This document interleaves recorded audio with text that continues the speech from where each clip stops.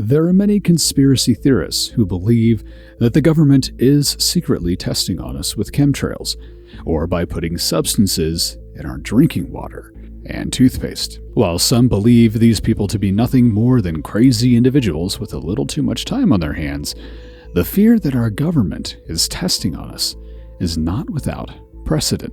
MKUltra was a CIA project that saw the agency testing the effects of several different drugs on an unknowing US population. The purpose was to gain knowledge on how the drugs could be used for altering human behavior while testing their abilities for mind control and torture.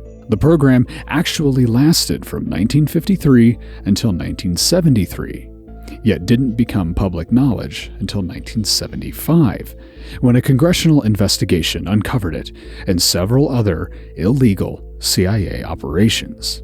Like many things during the 1950s, most of the CIA's projects were started out of paranoia and fear from the rise of the Soviets and other communist powers. The CIA was worried that US prisoners would be brainwashed and responded by developing Project MKUltra to develop their own methods of mind control and possibly enhance agents' abilities to withstand torture, while also developing their own forms of psychological torture. The agency brought in Sidney Gottlieb to head the project, a chemist and poison expert. Gottlieb had worked for the agency since 1953 and had become known as the Black Sorcerer for his use of poisons and drugs during interrogation. Now with the project in effect, the question became who to test it on. Luckily, the CIA had an entire country of test subjects, and over the course of the next 10 years, used over 150 Americans across the country.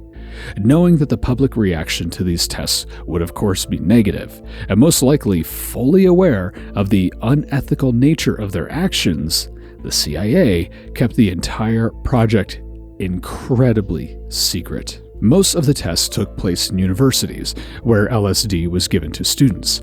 However, reports also show that the tests were conducted in prisons and hospitals, where the subjects couldn't really do much to fight back against what was being done to them. While some of the subjects were made aware of what was being done to them, others were not. While the most common drug associated with the program is LSD, several other chemicals and drugs were used as well, such as LSD and heroin. Being during the Cold War, the CIA had almost no oversight during this phase in its history, meaning that the test could be done without any fear of reprisal. When people think of MKUltra, they usually think of it as one simple project. The reality was that it was made up of several smaller projects and tests that took place throughout the country. Operation Midnight Climax was another aspect of MKUltra, where paid prostitutes would lure men into CIA-sanctioned brothels. Once there, they would then be dosed with hallucinogens and observed from behind one-way mirrors while the effects were recorded. Tests would mostly be conducted from 1953 until 1963, when the operation was significantly slowed. It is unknown how many tests took place after this, but the operation was completely shut down in 1973, after which most of the records were destroyed. Because of this, it is unknown just how many test subjects there actually were. It was in 1974 that an article in the New York Times brought up the realities of MKUltra, written by journalist Seymour Hersh. The article detailed several of the CIA's illegal operations, as well as detailing the public testing.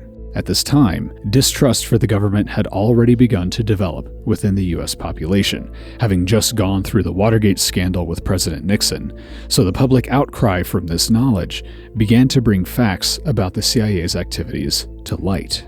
A presidential commission was established by President Ford in 1975 to look into activities of several of the US three-letter agencies. Led by the Vice President, the Commission and several other committees uncovered the reality of MKUltra and several other clandestine operations that the CIA had undertaken illegally. While most of the documents about the project were purged by the CIA when the program was shut down in 1973, Apparently, someone missed an 8,000-page finance document that led the commission to discover the history of MKUltra.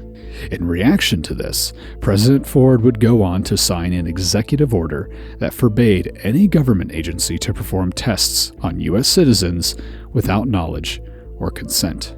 While the CIA claims that any experiments such as the ones conducted during MKUltra have been shut down, there are still some who believe that the experiments continue. We at Tales of Earth aren't here to say definitively one way or the other. Just keep in mind that some people might not be as crazy as we all think.